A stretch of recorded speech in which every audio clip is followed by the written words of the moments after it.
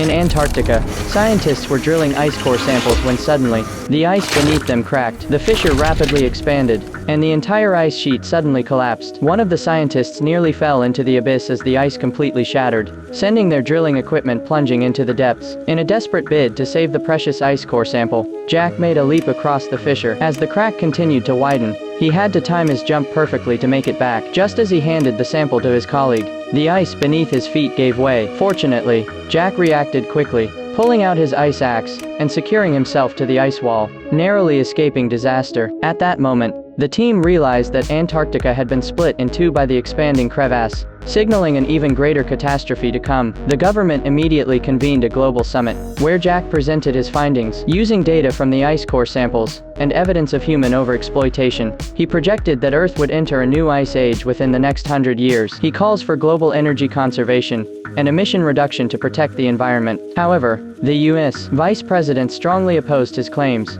arguing that such predictions would harm economic growth, and accused Jack of fearmongering. But what they hadn't anticipated was that the effects of global warming would arrive far sooner than expected. Snowflakes began falling in the sweltering city of New Delhi. That same night, the Oceanic Meteorological Center issued an emergency alert.